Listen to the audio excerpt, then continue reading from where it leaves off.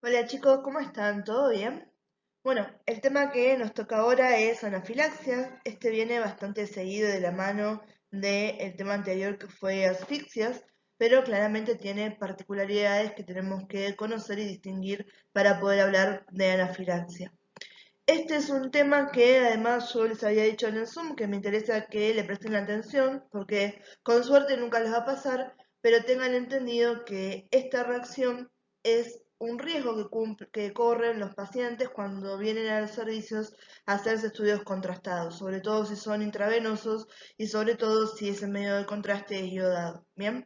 Porque vamos a ver que lo que precede a un shock anafiláctico es una reacción alérgica desmesurada, ¿sí? Y esos elementos, los medios de contraste radiológicos, están dentro de aquellas sustancias que sabemos que pueden llegar a despertar este tipo de afectaciones en los pacientes. Bien, cuando estamos hablando y buscando la definición de qué es anafilaxia, vamos a decir que es una reacción alérgica generalizada. Ahora, ustedes ya me conocen y saben que a mí no me gusta darles una definición y no explicarles por qué, porque en realidad estaríamos repitiendo sin entender. Ahora, para esto se nos interpone en el camino tener conocimientos básicos de algo que se llama inmunología. Es cómo reacciona nuestro sistema inmune, que es el encargado de la defensa de nuestro cuerpo. Vamos a intentar hacerlo una explicación bastante condensada de eso para que lo podamos entender a este nivel, ¿sí? Y después cualquier cosa ustedes tienen para chusmear mis clases de inmuno, si a alguno le interesa un poco este tema, que doy para la carrera de laboratorio, ¿bien? Pero es algo que nosotros en rayos no lo vemos. Entonces, decimos que es una reacción alérgica generalizada. ¿Qué quiere decir esto? Cuando uno habla de una reacción alérgica en puntual, es que hay algún elemento que ha hecho reaccionar a mi cuerpo porque algunos elementos particulares de mi organismo están preparados para protegerme sobre eso, ¿sí? Nosotros tenemos todo un sistema de defensa, este famoso sistema inmune, donde tenemos órganos linfáticos que forman parte de él y tenemos un montón de células y de sustancias químicas que intervienen en esa defensa. Imagínense, yo siempre les digo lo mismo con este tema de antropomorfizar a los sistemas, ¿sí? Para que se entienda mejor. Yo les digo, bueno, el sistema de defensa es como el ejército o como los soldaditos, ¿sí? Vieron, nosotros tenemos a la Marina, tenemos a Gendarmería, tenemos a Fuerza Aérea. O sea, cada uno tiene una función especializada. Si nos atacan por el aire, no voy a mandar a la Marina, lo voy a mandar a la Fuerza Aérea. Si me están atacando por tierra, los mando a los de Gendarmería, no voy a mandar a los de la Marina. ¿Sí? Por eso, a los de la Marina no los mandé a ningún lado hasta ahora, pero para que me entiendan, este tema de que cada uno de los componentes forma parte de un todo, pero tienen funciones específicas en particular. Cuando hablamos nosotros de quiénes son los encargados en cuanto a nuestro cuerpo de responder cuando se identifican alérgenos, que son sustancias injuriantes, o sea que pueden generar un daño, que hacen reaccionar al sistema inmunitario, estamos hablando que quien va a responder van a ser los anticuerpos y de un tipo, una clase particular que sería IgE. Cuando hablamos de Ig, estamos hablando de inmunoglobulina, ¿sí? Y hay de 5 tipos. Tenemos IgA, tenemos IgD, tenemos IgM, tenemos IgG y tenemos IgE. Cada uno de ellos tiene una forma particular de accionar y cada uno, ¿sí? Nos va a defender, ¿sí? En circunstancias especiales, ¿bien? Entonces, cuando hablamos de una reacción alérgica, el tipo de anticuerpo que le hace frente a este alérgeno, a este antígeno, va a ser la inmunoglobulina del tipo E, IgE. ¿Bien? Y dentro de todo lo que está haciendo esta inmunoglobulina, vamos a ver que ella de por sí, ella va a tener funciones en particular, pero algo que nos interesa a nosotros, en que viene a colación de la mayoría de los problemas que nos puede generar cuando esta reacción alérgica es generalizada, o sea, lo estoy teniendo a nivel de todo el cuerpo de una forma masiva, es que cuando interviene la IgE, interviene también la liberación de una sustancia que se llama histamina. La histamina, ¿sí? Cumple diferentes funciones en nuestro cuerpo y cuando estamos hablando de particularmente lo que está relacionado con las reacciones alérgicas, la histamina va a generar vasodilatación y también va a aumentar la permeabilidad capilar. Estamos hablando de qué está sucediendo a nivel de nuestros vasos sanguíneos. Porque ustedes todavía hay un montón de cosas que no vieron, pero para que tengan una idea, nosotros tenemos todo un sistema de arterias, venas, capilares, ¿bien? Por el cual va a circular la sangre. El tema es que la sangre no circula sola. Imagínense que eso es lo que me está, ¿se acuerdan cuando hablamos de perfusión? Me está entrando en contacto con todas mis células y demás. Entonces vamos a decir que la sangre es un gran mecanismo de transporte, ¿sí? Imagínense cuando uno pone una droga, cómo esa droga llega absolutamente a todo porque llega al corazón y fue bombeada a todo mi cuerpo, quiere decir que la recibí a nivel, ¿sí? Sistémico, ¿bien? Entonces, cuando hablamos de que se libera histamina, y la histamina influye sobre esos vasos sanguíneos, o sea, sobre las arterias y sobre las venas, cuando hace vasodilatación, quiere decir que va a agrandar el tamaño, los dilata, ¿sí? Los agranda. Y cuando decimos que aumenta la permeabilidad, en condiciones normales yo necesito que la sangre circule únicamente por el vaso sanguíneo y que no tenga lo que se llama extravasación. Y que los elementos que están circulando dentro de los vasos sanguíneos también circulen por ahí y no me estén pasando al intersticio celular, que es este lugar donde, ¿sí? Es el espacio en común, donde tenemos la matriz extracelular, donde tengo inmersa a las células que componen un tejido, por ejemplo, ¿sí? Entonces, ¿qué sucede en este caso? Como yo tengo ahora toda esta reacción y tengo un montón de células y sustancias químicas que tienen que llegar al lugar donde me está haciendo reaccionar, de vuelta yo necesito que facilitarles a esas células, esas sustancias químicas que lleguen al sitio donde tienen que accionar. Imagínense en el tema de que nos estén atacando, ¿sí? En la Casa Rosada, ¿bien? Entonces yo tengo que habilitar el tránsito para que los policías, gendarmería y todo el mundo pueda llegar hasta la Casa Rosada para accionar, ¿sí? Y eliminar la amenaza. Si yo tengo una manifestación, tengo cruzado un colectivo, bien, tengo, ¿sí? No sé, bloqueada una calle, no llega a la policía, ¿sí? El problema que estoy teniendo en la Casa Rosada aumenta y no tengo forma de solucionarlo. En este caso, para que ustedes me entiendan, nosotros necesitamos, ¿sí? En condiciones normales de respuesta a esto es lo que sucede en realidad, necesitamos que la permeabilidad del vaso, ¿sí? Sea un poco más permeable para que puedan pasar estos elementos de la sangre al intersticio y que hagan su papel de cuidarnos y defendernos frente a esa amenaza. El tema es que pasa, que decimos que la histamina es proinflamatoria, cuando uno se hincha, ¿sí? Tenemos esa inflamación y demás, está bien, si es en un solo lugar no hay problema, pero ahora si esa reacción la estoy teniendo a nivel del tejido blando que me recubre la entrada, ¿sí? A lo que sería la glotis, que es este espacio que se distingue en la laringe, acuérdense, venía laringe, venía tráquea, bronquios, pulmones, ¿sí? O sea, estaría bloqueando la forma en que respiramos. Si esto me sucede a nivel del ojo, ¿sí? Estoy también puedo perder visión, ¿sí? Y en realidad esto, el tema de que pierda visión, esto es un hinchazón, no me molesta. Pero cuando esto sucede a raíz, ¿sí? De esta inflamación y que se hace generalizada y que me está afectando ahora las vías respiratorias, me preocupa un montonazo porque ese paciente puede dejar de respirar. Por eso decimos que en este caso, ¿sí?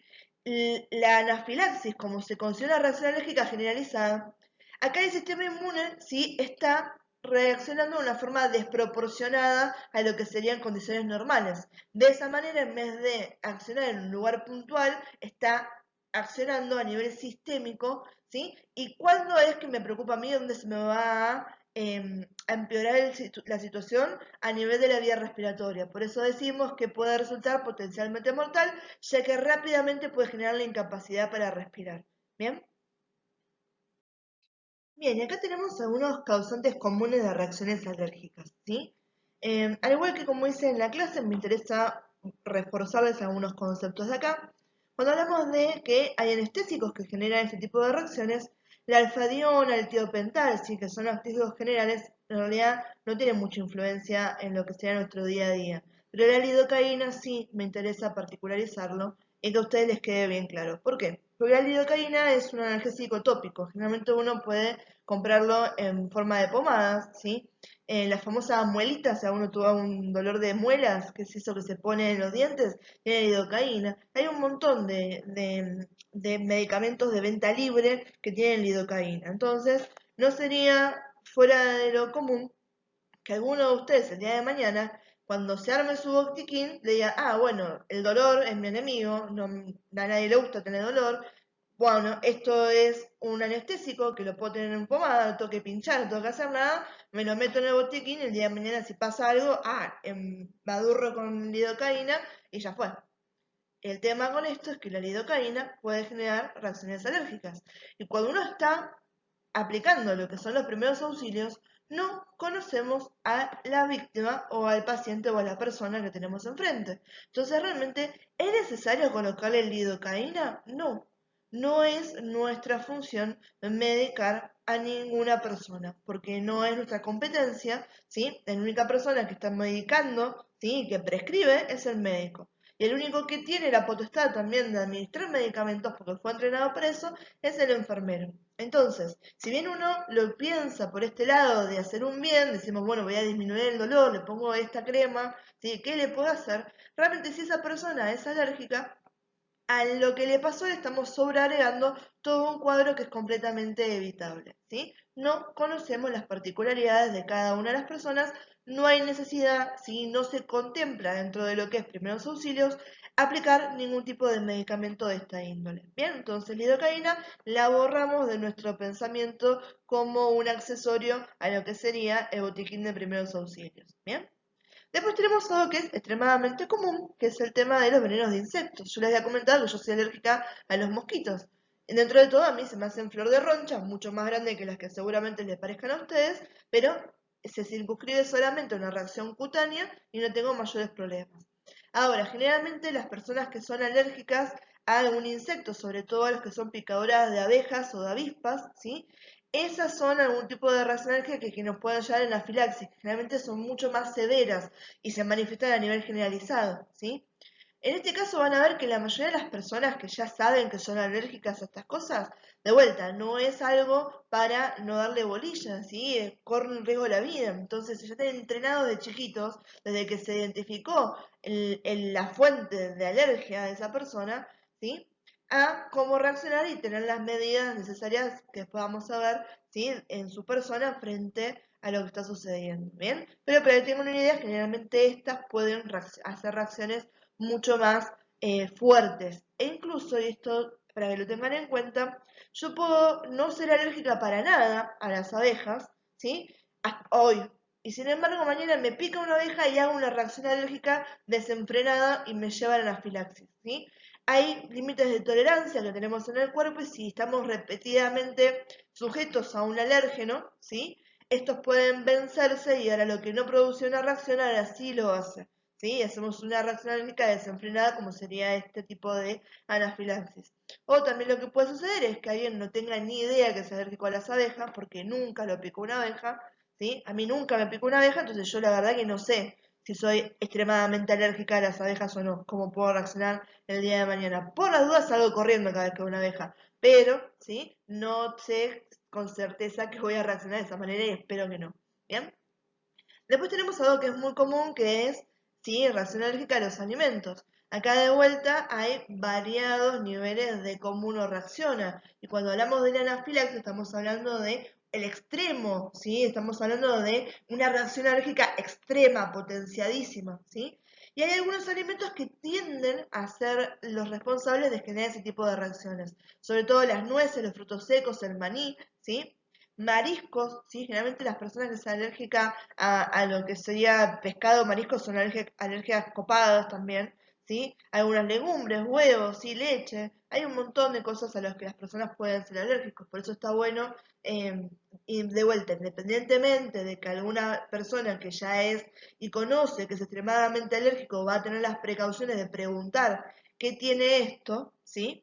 Si uno va a llevar, no sé, una comida a un lugar donde no conoce a las personas que pueden estar, uno le podría poner un cartelito que diga, bueno, cuáles son los ingredientes, si una persona se puede ahorrar, ¿sí? De tener algún tipo de problema, ¿sí? Porque si no me imagino que esto tenga maní porque no lo veo, lo como y soy alérgica a maní porque le pusieron, no sé, pasta de maní en algún lado que no me había dado cuenta, ¿bien? Esto también son algún tipo de consideraciones que a veces uno no los piensa, ¿sí? Dice, bueno, llevo una reunión, no sé, el día de mañana cuando ustedes estén en presencial. No sé, es el día del estudiante, bueno, cada uno lleva algo. Bueno, me hago un bizcochuelo. Y al bizcochuelo le pongo algo que uno de mis compañeros es recontra alérgico. y no le aviso, porque me colgué, porque no lo tomo en cuenta. Bueno, esa persona, si no se da cuenta, puede tener un tipo de reacción alérgica, ¿sí? Del tipo de anafilaxia. Bien, entonces también es una cuestión a tener en cuenta para nosotros, ¿sí? En la vida general, digamos. Medicamentos, sí, medicamentos acá también es interesante que lo tengamos en cuenta y sería un anexo a lo que les comenté con lo de la lidocaína, ¿sí? Yo siempre les digo, yo doy salud pública también y es algo que estoy recontra en contra, que es la automedicación, ¿sí?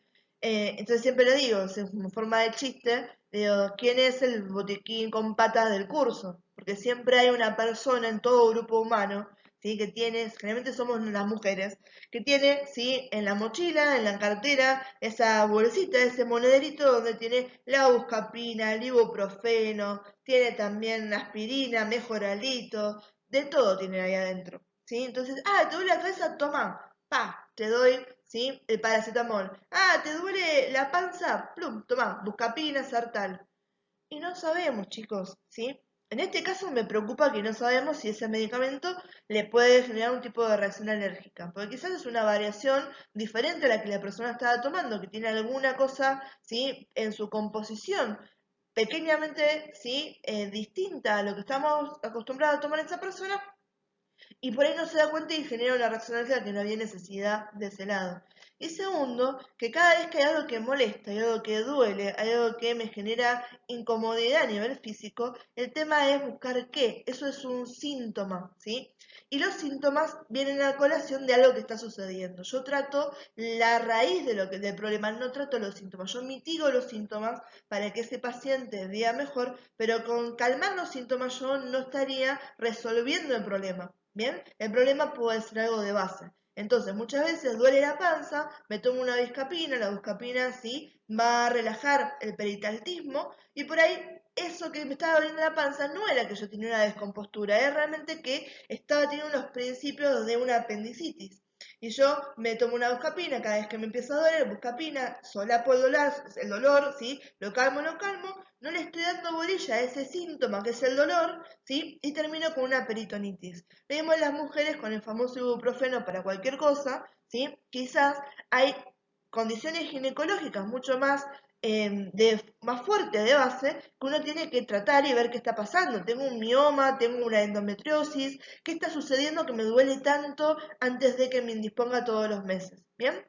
Entonces, no se automediquen y sobre todo no mediquen a otras personas que no conocen y por otro lado que ustedes no tienen las competencias ni el estudio ni nada que los habilite y les dé carta libre para medicar a ninguna otra persona, ni siquiera a ustedes mismos, ¿sí? Ténganlo eso en consideración y más ahora cuando podemos decir que no solamente podemos no sé, podemos poner nuestro granito de arena para hacer un mal que sería estar, sí, contribuyendo a esta cultura de la automedicación, sino que además le podemos generar algún tipo de daño a esa persona si le genera una reacción alérgica, bien, que le empeora, ¿sí? Y esto como un ejemplo, no sé si ustedes conocen el famoso el Platzul, ¿sí? Que uno lo utiliza para las quemaduras, ¿sí? De vuelta, Platzul es de venta libre, ¿sí? El Platzul tiene, ¿sí? Plata en su contenido. La otra vez una compañía se había quemado, alguien le dijo ponete Platzul y ahora sobre la quemadura que tenía, ella no se dio cuenta, cuando no lo leyó bien el prospecto que tenía, ¿sí? Plata, ¿sí? Y arriba de lo quemado se le hizo casi una ulceración porque hizo una reacción alérgica sobre una piel que estaba extremadamente sensible. De vuelta a este tema les digo chicos, fíjense cómo realmente se puede generar un daño que le complique sin tener motivos para eso, ¿bien? Y por último, lo que les había comentado al principio y de esto que habíamos hablado un poco más en lo que fue la clase, el tema del contraste radiológico, ¿sí? Sobre todo los que tienen derivados de yodo, ¿bien? En este caso, y particularmente más cuando se suministra por vía intravenosa. No porque no genere reacciones alérgicas de otro modo, pero generalmente sí, yo le doy contraste oral al paciente, contraste oral de esta manera, pues el paciente termina con diarrea, y eso es una reacción a nivel de irritación y a nivel alérgico, pero no me va a hacer una anafilaxia, ¿sí? Una reacción a nivel respiratorio como podría ser si yo lo hago en vía intravenosa y tampoco a tanto nivel, ¿sí? Tan rápido como lo estoy haciendo de esa manera, ¿sí? Entonces, ojo con los contrastes radiológicos, tengan en cuenta todo lo que hablamos, que el técnico radiólogo no está dentro de sus competencias inyectar, ¿sí?, ningún tipo de medicamento, incluidos aquellos medicamentos que son necesarios para realizar estudios contrastados. Quien inyecta es el enfermero o quien inyecta es el médico radiólogo que asiste al estudio. Bien, este gráfico se los puse de vuelta para que puedan ver en imágenes, ¿sí?, el tema de cómo es la respuesta inmunitaria. En este caso, ¿sí?, si se utilizara así tal cual como está, esto es más que nada para mostrar qué sucede en el asma. Bien, fíjense que son en este caso, dije como 20 veces ya en este caso, pero me entienden. Todos elementos que pueden ser alérgenos, pero que están llegando por vía respiratoria, ¿sí? Entonces vengan por vía respiratoria, ya sea que yo respiré por la nariz o por la boca, ¿sí? Paso acá a este lugar que es la laringe, llego a la tráquea, ¿sí? Y a este nivel ya empiezan a ser absorbidos estos alérgenos por mis tejidos, ¿sí? ¿Qué pasa? Cuando esto ya entra en contacto con mi sangre, con mis células, las que están ahí patrullando son algunas células del sistema inmune, ¿sí?, que cuando reconocen estos alérgenos dicen vengan inmunoglobulinas del tipo E, estos anticuerpos, y empiecen a funcionar, ¿sí? Acá me nombran que tengo otro tipo de células del sistema inmune, que son los mastocitos, ¿sí? Y después lo que tenemos es que a raíz de que lleguen todas estas células para solucionar el problema, yo voy a tener ¿sí?, esta inflamación. Cuando tengo inflamación, tengo vasodilatación, tengo también aumento de la permeabilidad, ¿sí? Entonces todo eso me lleva a que se inflame y que se me estrechen los bronquios, ¿sí? En este caso es porque una persona asmática tiene esas crisis respiratorias cuando es estimulado por un alérgeno, porque algo que a uno quizás le genera una rinitis, o sea, esa secreción de mocos en la nariz, ¿sí?, o quizás todo es un aumento de la secreción, a una persona asmática ya hace que la reacción que tenga a este nivel sea mucho más exagerada y la inflamación a nivel de los bronquios sea mayor, por lo tanto se reduce la luz de los bronquios y el flujo de aire se ve comprometido, por lo tanto esa persona va a tener dificultad respiratoria, ¿sí? En este caso es algo común, ¿sí?, lo que es el asma, y se utilizan los que son broncodilatadores, el famoso PAF, ¿bien? No sería una reacción a anafilaxia, pero esto es solamente un ejemplo para que vean qué está sucediendo. En otra particularidad tenemos una crisis alérgica desenfrenada frente a un estímulo, ¿sí?, que sería una reacción asmática. Pero más que nada para que tengan una noción de cómo está respondiendo mi sistema inmunitario y cómo es que llegamos a esa inflamación y esa dificultad para respirar, si estamos hablando de que el sistema inmunitario es algo bueno que nos beneficia a nosotros, ¿sí? Siempre estamos hablando en este caso en el extremo, estamos hablando de que es exagerada la reacción, ¿sí?, es demasiado la reacción, y cada vez que estemos en salud trabajando con estreno, como poco o mucho, estamos en problemas. Bien, ya de esto estuvimos hablando hasta ahora, pero para que nos quede bien prolijo, en esta diapo y en la siguiente vamos a separar bien cuáles son esas manifestaciones físicas a raíz de la alergia. Hablamos manifestaciones cutáneas, ¿sí?, manifestaciones gastrointestinales, respiratorias y cardiovasculares, ¿sí? Cuando hablamos de las manifestaciones cutáneas, bien, acá estamos hablando de cuando el paciente tiene prurito, tiene una dermatitis, tiene algún tipo de abultamiento o roncha en la piel, que generalmente está, ¿sí?, acompañado por lo que es picazón, si hablamos de urticaria. Si tengo mala suerte, en vez de tener una sola roncha, se me pueden empezar a, ¿sí?, generar varias ronchas que se unan entre sí y me forman un área mucho más grave de hinchazón. En ese caso tengo que prestar atención. Esto puede pasar y me preocupa cuando sucede en la lengua, en los labios, en los ojos. A veces esto es de menor medida de cuando uno estaría hablando, sí, de una crisis anafiláctica, pero igual es algo que requiere de atención o de supervisión a ver si esto progresa o no. Manifestaciones gastrointestinales, ¿sí? Acá vamos a hablar de problemas que aparecen para deglutir, o sea, para tragar. Imagínense si tengo todo hinchado, bien, me va a costar. Puedo tener náuseas, vómitos, calambres, ¿sí?, diarrea. ¿Eso por qué? Porque está sucediendo todo este tema del proceso alérgico y esto más que nada a nivel de lo que sería el intestino, ¿sí? Ustedes, para que tengan una idea, de vuelta, siempre la culpa la va a tener, en este caso obviamente, el sistema inmunitario que está tratando de defendernos. En el intestino, ¿sí?, en delgado, sobre todo, después tenemos el intestino, ¿sí?, grueso, bien, o el colon. vamos a ver que una de sus funciones va a ser la de absorber nutrientes, absorber agua y electrolitos que son súper importantes para nosotros. El que mayor absorbe es el intestino delgado, ¿bien? ¿Qué pasa? Cuando el alérgeno ingresa por vía digestiva, ¿sí? Tenemos una alergia alimentaria, por ejemplo, o alimenticia, vamos a ver que eso estimula que ciertas células que son del sistema inmunitario, que nosotros ya las nombramos en lo que era el ejemplo del asma, que son los mastocitos, se degranulan. ¿Qué quiere decir? Imagínense que adentro de esto tiene un montón de pelotitas y cada una es un arma química espectacular para hacer algo diferente, ¿sí? Hablamos de que tiene taquicinas, leucotrienos, prostaglandinas, tiene histamina, ¿sí? Son todos estos para que se imaginen los que les acabo de nombrar, que hacen vasodilatación y encima son mediadores de la inflamación, son proinflamatorios, o sea que me exacerba todo este proceso.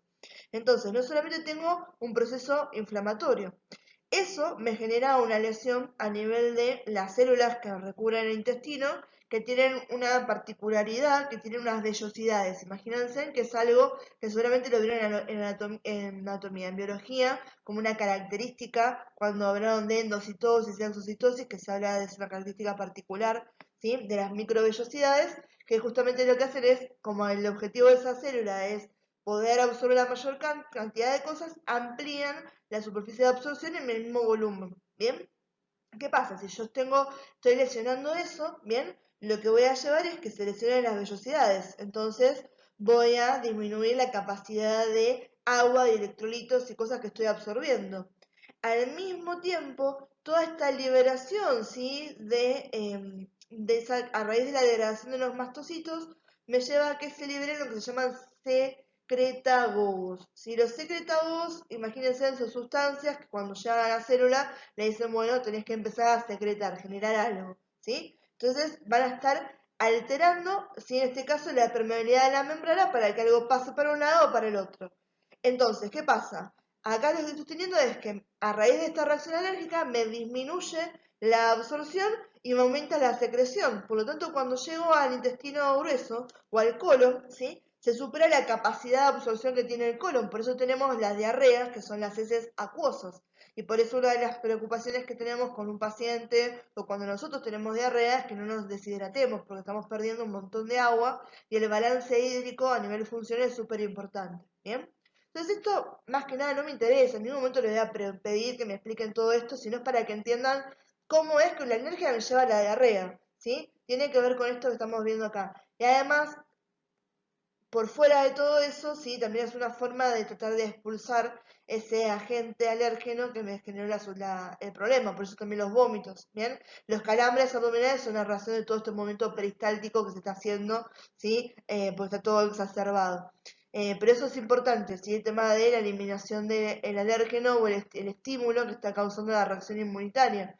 Porque mientras existe ese estímulo, mi sistema inmunitario va a estar reaccionando, ¿sí? Por lo tanto, alejarme del estímulo o alejar al paciente o a la víctima de la fuente del estímulo que genere esta manifestación, ¿sí? Del sistema inmunitario es primordial en la atención de primeros auxilios. Obviamente uno no va, ojo, esto no vamos a inducir vómito ni nada para que tenga diarrea el paciente, esto ya es una cuestión fisiológica que sucede por naturaleza, ¿bien? Pero para que entiendan esta idea importante, que después la vamos a volver a retomar bien con el contexto necesario para de vuelta a entender bien la importancia de esto, de alejar a la víctima de la fuente potencial de alérgeno, ese antígeno que me genera la reacción del sistema inmunitario.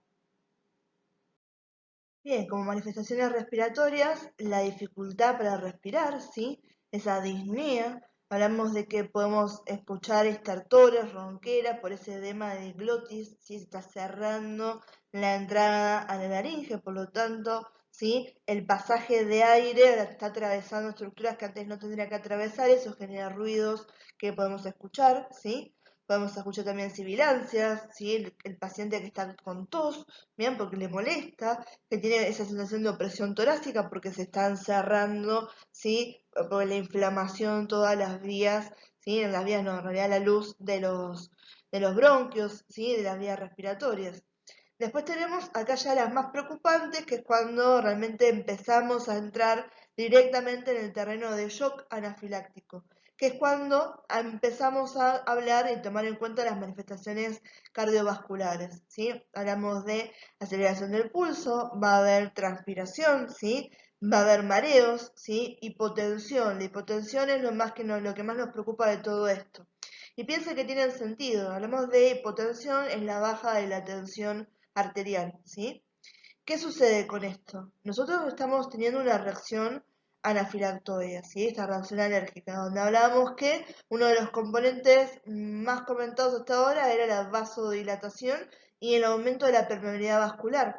Por lo tanto, vamos a ver que estoy perdiendo cantidad importante de líquido de lo que sería el compartimento intravascular, o sea, lo que está dentro de los vasos sanguíneos, hacia el compartimento intersticial, donde está el intersticio celular, esa matriz extracelular donde están las células, ¿sí?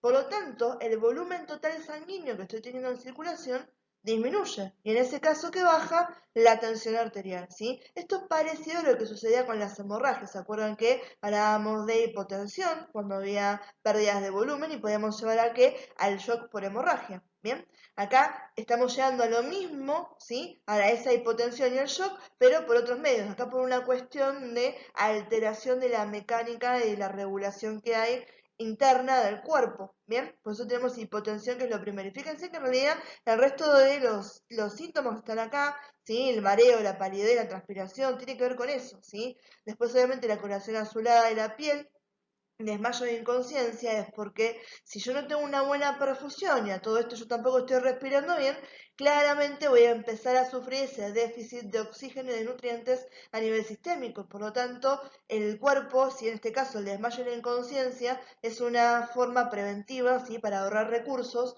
y tratar de ponernos como en el modo de ahorro de batería, ¿sí? Te quedás con las funciones mínimas indispensables, bien, a ver si las zafamos de lo que nos está sucediendo. Bien, esta época que tenemos es la repaso, como dice acá mi muñequito, porque ustedes seguramente shock ya lo definieron con la profe anterior. Bien, seguramente el shock hipovolémico ya está bien estudiado, que eso va de la mano con hemorragias, ¿sí? ¿Qué me interesa entonces? Que presten atención de esto, que está bueno, sí, es un infograma bastante sucinto, ¿sí? Me interesa que se den cuenta de esto que dice acá, ¿sí? Es el estado de profunda depresión nerviosa y circulatoria, ¿sí? Eso me lleva a que los tejidos no reciban el suficiente aporte de sangre y no llegue la cantidad de oxígeno necesaria para que los órganos realicen sus funciones correctamente, ¿sí? Por lo tanto, esto es una afección que requiere tratamiento urgente. Se pueden provocar daños irreparables en los órganos e incluso la muerte, ¿sí? Entonces, cualquier tipo de shock a mí me pone un estado de alerta, donde estamos ahora trabajando con el shock anafiláctico, ¿sí? ¿Debido a qué? Una reacción alérgica grave. ¿Qué me preocupa? El tema de que se dificulte la respiración, ¿bien? Entonces, esta diapositiva es súper importante una vez que ustedes ya entendieron todo lo que está sucediendo. Esto es la condensación de todo lo que estuvimos hablando, ¿sí? La anafilaxia es una reacción alérgica grave, ¿sí? Exagerada, multisistémica, o sea, quiere decir generalizada, que progresa rápidamente, ¿sí? Y acá yo les voy a agregar, progresa rápidamente y además, si yo no alejo la fuente de estímulo, esto va a progresar rápidamente e indefinitivamente, ¿sí? Y puede poner en peligro la vida de una persona. ¿Cuándo se considera shock anafiláctico? Cuando el sistema cardiovascular se ve afectado. Estamos hablando de esa hipotensión que nombramos hace un rato, de arritmia, de pulso débil y esa sensación de desfallecimiento.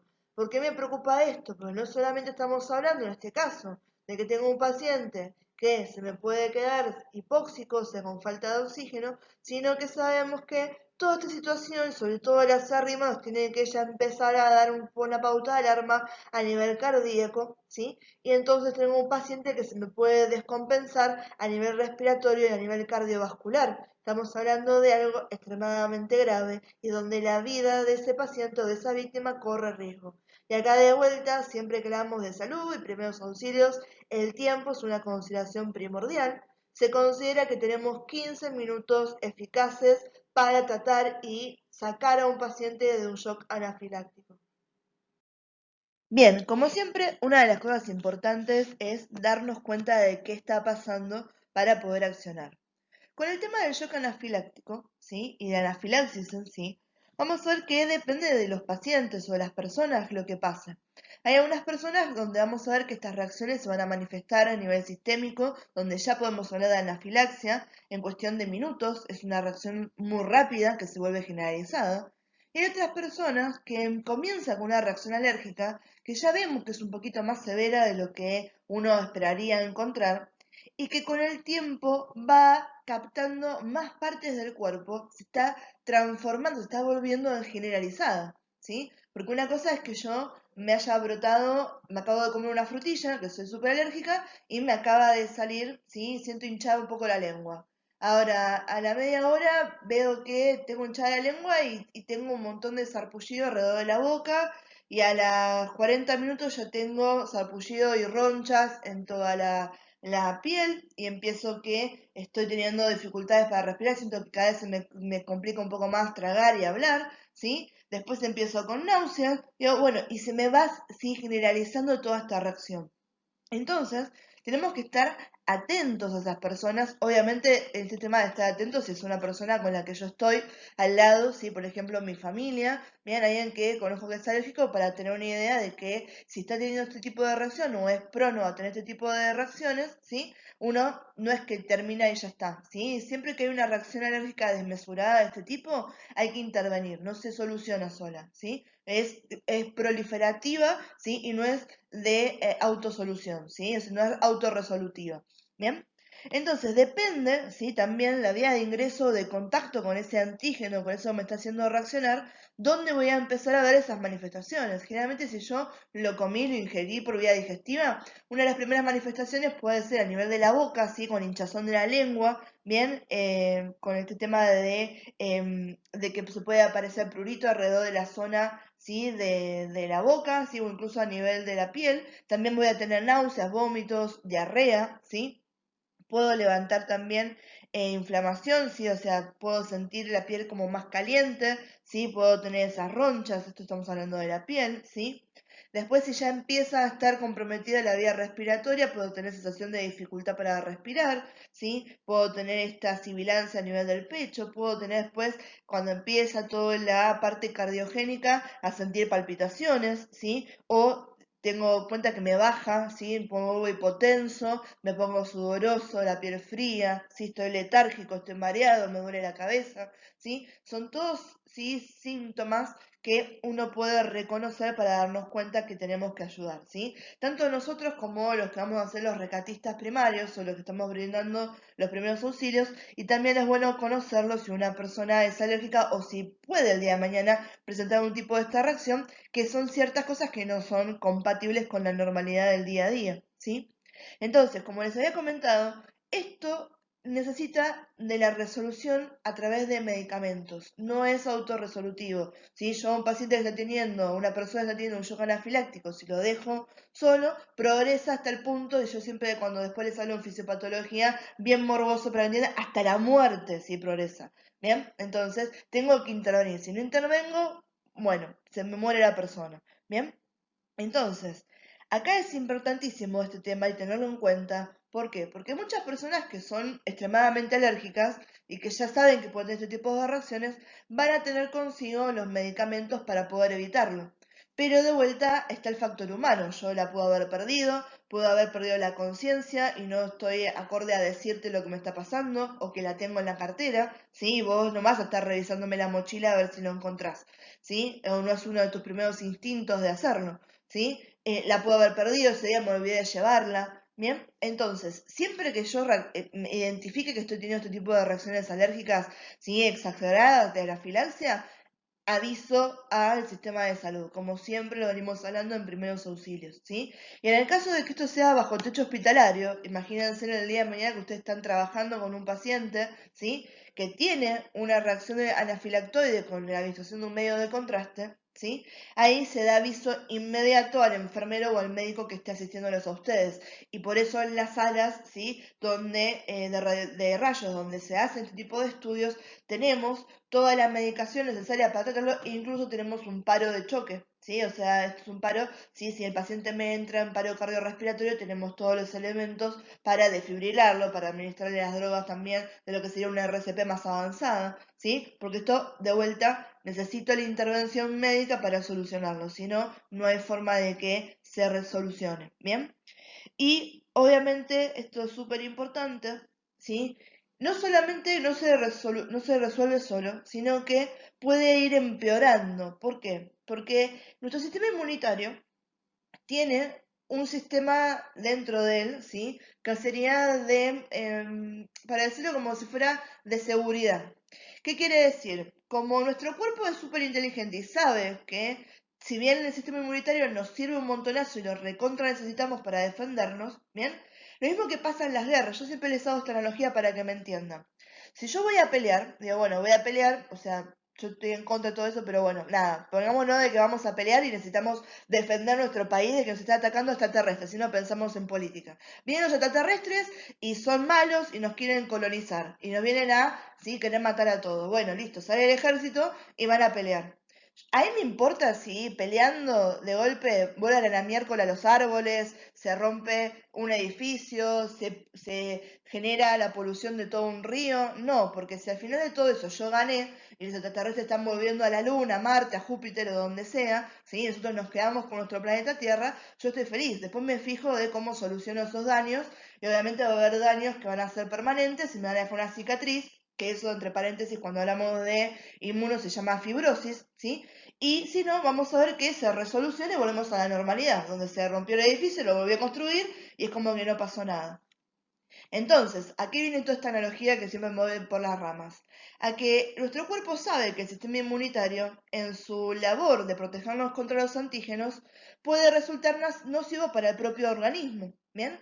Por lo tanto, siempre tiene estas medidas de seguridad para que la reacción inmunitaria sea controlada, ¿sí? Donde hay agentes que son inhibitorios, donde le van a poner un freno a esa reacción.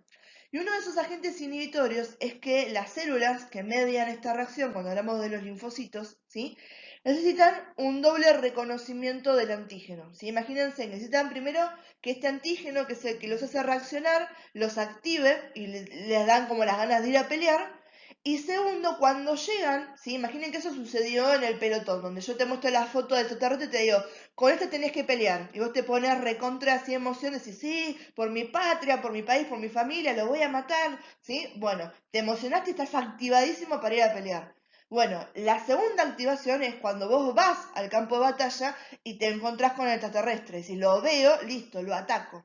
¿Qué pasa en este caso? Mientras yo siga viendo extraterrestres en el campo de batalla, voy a seguir reaccionando.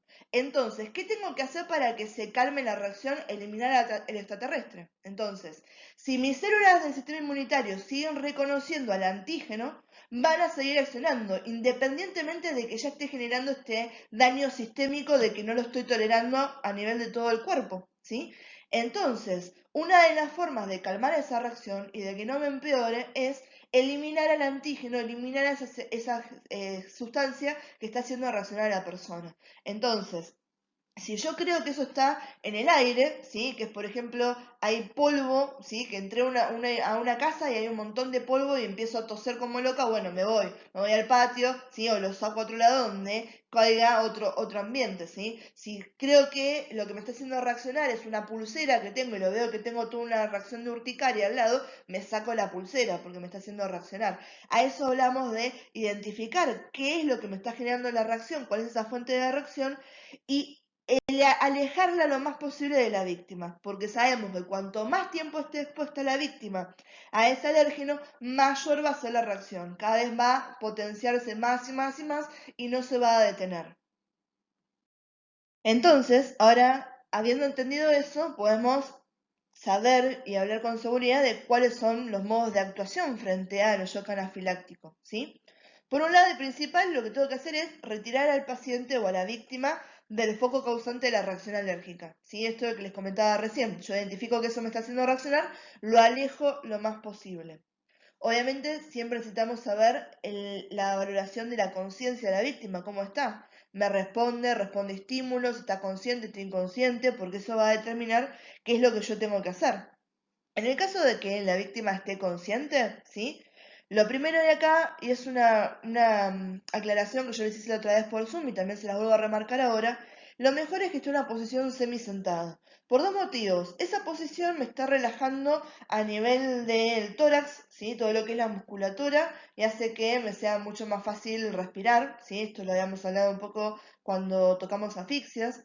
Y por otro lado, ¿sí? A diferencia de como uno trataría el shock, ¿sí? Que uno dice lo colocamos boca arriba, lo tapamos con mantas, levantamos las piernas. En este caso sabemos que es probable que esa persona vomite o tenga náuseas.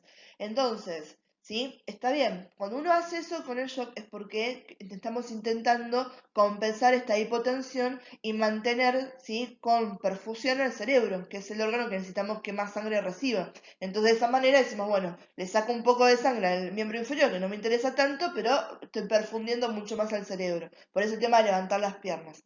En este caso, ¿sí? No es que no nos interesa el cerebro, es que hacemos un tema de costo-beneficio, está bien. Yo puedo sostener un poco más esta hipotensión y por ahí el mareo y demás, pero que no el paciente vomite, se me termine broncoaspirando, que puede terminar una crisis mucho peor.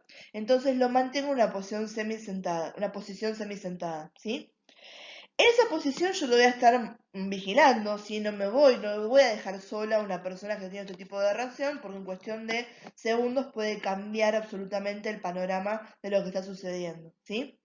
La idea es acompañarlo, ¿sí? Hasta que llegue el sistema de emergencia, sobre todo si yo no tengo los elementos de medicación para ayudarlo, ¿sí?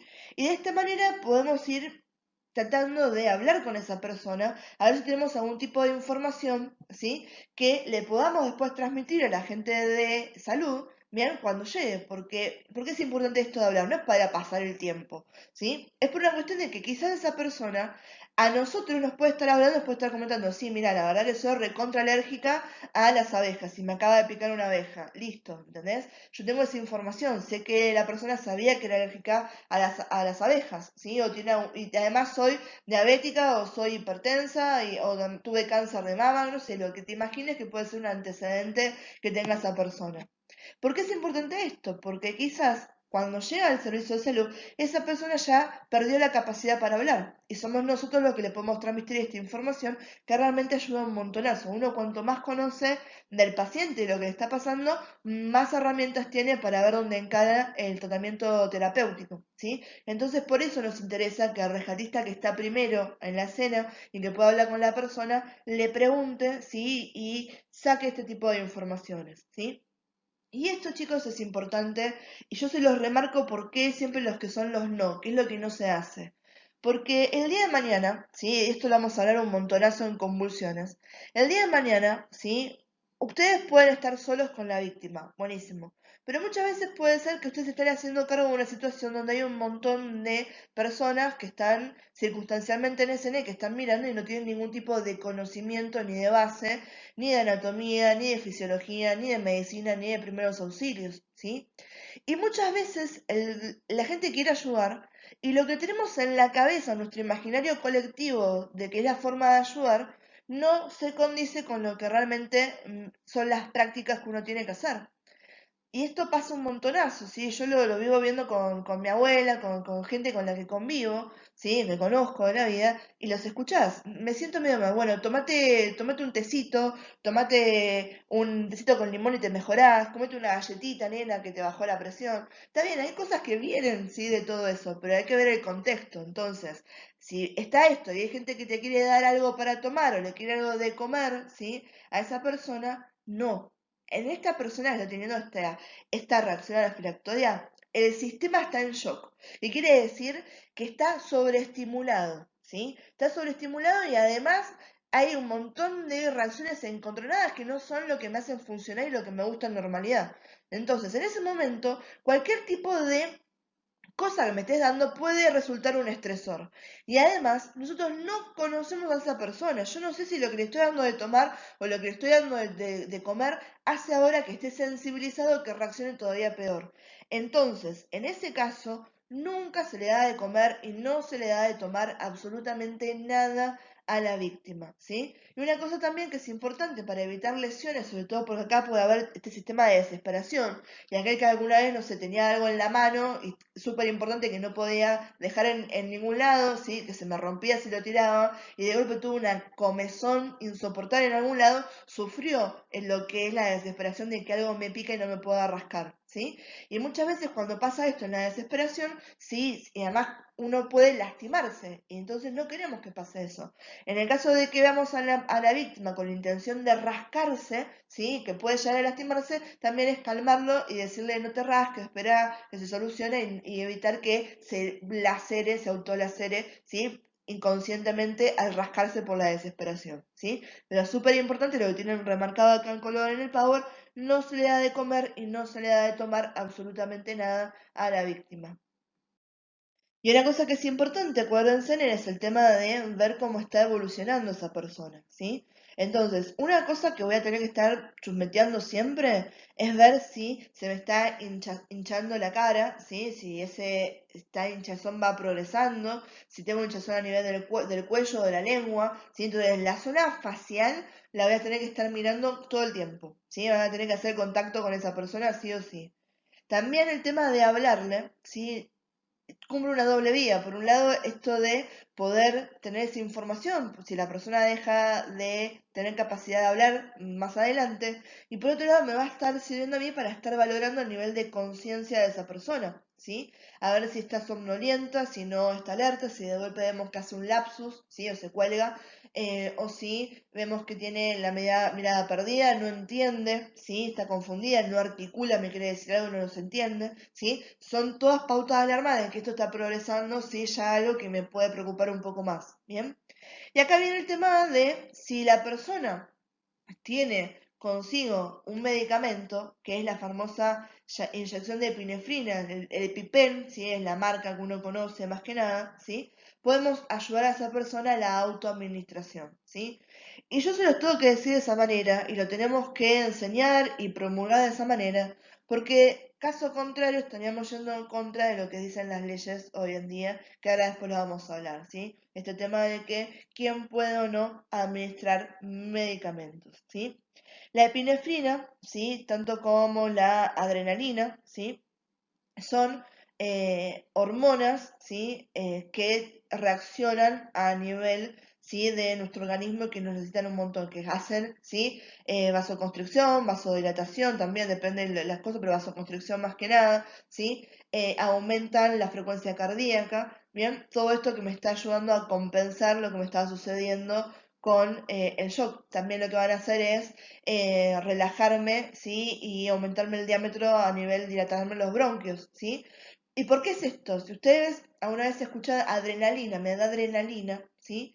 Estas son las famosas hormonas de la respuesta del estrés que tenemos nosotros los seres humanos en condiciones normales, donde cuando algo me estresa, el cuerpo me prepara para que yo pueda reaccionar. Y reacciono de dos maneras. Algo me estresa y lo interpreto como una amenaza para mí y reacciono peleando, ¿sí? O algo me estresa y reacciono huyendo, corriendo, ¿sí? Y tanto para una cosa como para la otra, ¿sí? Mi cuerpo tiene que estar en condiciones óptimas para hacerlo, ¿sí? Si yo voy a correr, necesito que mis bronquios, mis pulmones, tengan la capacidad respiratoria al máximo porque me voy a agitar de caso contrario, ¿sí? Si yo voy a correr de vuelta, necesito que mi corazón lata rápido para que esa sangre perfunda rápidamente a todas mis células y yo pueda hacer esta acción, ¿sí? Entonces, hay un montón de reacciones que les debemos a estas hormonas normales. En este caso estamos utilizando de forma medicamentosa para contrarrestar esos efectos que está teniendo el shock. Bien, entonces, esto es lo que les decía, ¿sí? Por un lado, acá abajo, esperen que pongo el puntero en pantalla, así lo chusmeamos. Esto que estaba acá. Tengan en consideración que acá en Argentina solamente médicos y enfermeros son los que están habilitados a administrar cualquier tipo de medicación. Nosotros no podríamos, acorde a la ley, agarrar la inyección que nos da la víctima, como está haciendo acá en este GIF animado el muchacho que es alérgico a los maní, ¿sí? No la podríamos agarrar y administrársela a él de forma, ¿sí? Propias nosotros. Tenemos que ayudarlo que a él sea el que la está haciendo, ¿sí? Bueno, nada, es cuestiones de la ley que son raras y que siempre nos traen la problemática, como diciendo que dijo que se muera y dejas que entre en paro y le haces RCP. Más o menos eso te está diciendo la ley, ¿sí? Fuera de eso, para que tengan noción de qué es lo que está pasando, ¿sí? Estas en el medio, ¿sí? Estas jeringas, o a veces tienen, ven ahí, esta forma de tubito, o tienen forma de cuadrado, depende de cómo sea, tienen una aguja. Entonces, cuidado cuando se utiliza, si la aguja queda expuesta, ¿sí? Que eso es un material que puede ser cortopunzante y que puede ser una vía de transmisión. No conocemos si esta persona tiene algún tipo de enfermedad que se pueda transmitir por ese medio. Entonces, también alerta a cuando se descarta eso, ¿sí? Que no nos pinchemos ni que quede a mano de que nadie se lastime, ¿bien? Entonces, estos ya vienen precargados, ¿sí? Con una ampolla con esta droga, ¿sí? Epinefrina es lo que más se utiliza, ¿sí? Que obviamente va a estar por edad y por peso. En los adultos la dosis tiene que ser, ¿sí? De 0,30 miligramos y en los chicos que son mayores de 15 a 30 kilos es de la mitad, de 0,15 miligramos, ¿bien? Y lo importante de acá es que vienen algunas con una dosis y algunas que vienen con dos. Entonces, esto de acá es, solo se debe administrar una dosis, es importante porque si yo le doy dos dosis, ¿sí? Lo puedo pasar para el otro lado. En vez de dejar una ayuda, lo estoy, no sé, mandándolo a que le toque la puerta a San Pedro. ¿Bien? Entonces, el único que tiene la potestad y el conocimiento y todo para indicar una segunda administración de epinefrina es el médico. Nadie más puede tomar esa decisión, ¿sí? Ni siquiera si yo veo que no reaccionó el paciente y veo que tiene otra dosis más en la jeringa, no lo hago, ¿bien? Entonces, ¿dónde se administra eso? ¿Sí? Si uno va a hacer la autoadministración, fíjense cómo lo están haciendo acá, el muchacho está mostrando lo que está pasando, y acá con este gel, lo que sucede a nivel de la piel, ¿sí? Uno apoya esto sobre el muslo, ¿sí? El muslo es esta región, ahora que vamos aprendiendo un poco más, sabemos que la pierna es la parte inferior de la rodilla hacia el tobillo es la pierna, ¿sí? Desde la rodilla hacia la articulación que tenemos con la pelvis, ¿sí? Eso es lo que se considera el muslo, ¿sí? Donde tenemos este hueso enorme, ¿sí? Que se llama el fémur. Entonces, hacia el costado acá tenemos unos grandes grupos musculares que son ideales para recibir este tipo de inyección.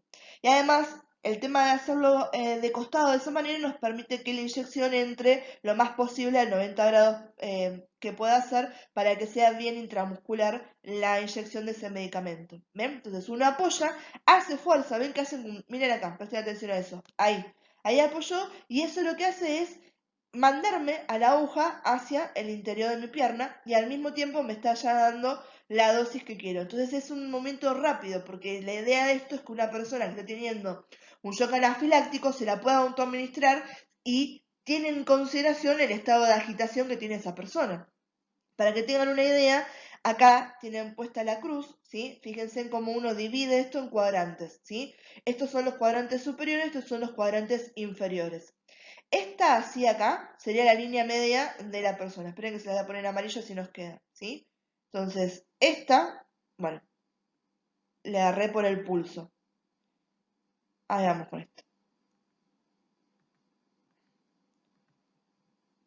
Esa sería la línea media de la persona. Lo hice en amarillo y no se ve. Lo hago en violeta y no se ve. Señora, ¿por qué tiene ese coso oscuro? Bueno, en ninguna que le estoy haciendo se ve. Vamos a hacerlo con blanco acá a ver. Pero ahí las están viendo mis intentos en pantalla. Esa es la línea media de la señora, ¿sí? Entonces, todo cuadrante que sea hacia la línea media, ¿sí? Hacia donde está esta raya que les dice acá, van a ser cuadrantes internos, ¿sí? Y lo que vaya hacia el exterior va a ser el cuadrante externo. Entonces, este es el cuadrante supero interno y este es el cuadrante infero interno. Es inferior y es interior, es superior y es inferior. Este es el cuadrante, ¿sí? Infero externo y este es el cuadrante supero externo. En el cuadrante supero externo es donde yo voy a hacer la aplicación de la inyección. Sobre la cara anterior del muslo, no, sobre su costado, ¿sí? Entonces yo identifico esta región y lo hago hacia el costado, ¿sí? Para que tengan una idea, esto lo estamos trazando, ¿sí? En aproximadamente el punto medio entre lo que sería, por acá que estarían las crestas, ¿sí? De la pelvis, para tener una noción, y la rodilla. ¿bien? Y a esa altura, la mitad, ¿sí? Esto que está acá sería el pubis, ¿sí? Ahí estamos, ¿sí? Poniendo el punto de inyección y de administración de esto. Que también convenientemente, fíjense que es la extensión casi justa del brazo, ¿sí? Donde yo estiro el brazo y me pongo, flexiono un poquito el codo y la hago. Entonces, esa es la idea donde está. Si ustedes se paran ahora y extienden y hacen el movimiento de pegarse con el puño cerrado en el costado de la pierna, ese es el lugar donde estamos diciendo que tengo que administrar la inyección.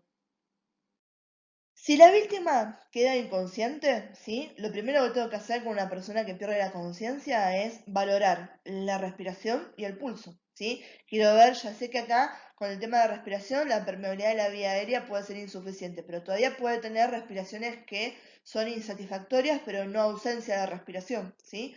Entonces tengo que estar en cuenta con eso. Por otro lado, el pulso también, ver cómo está, ¿sí?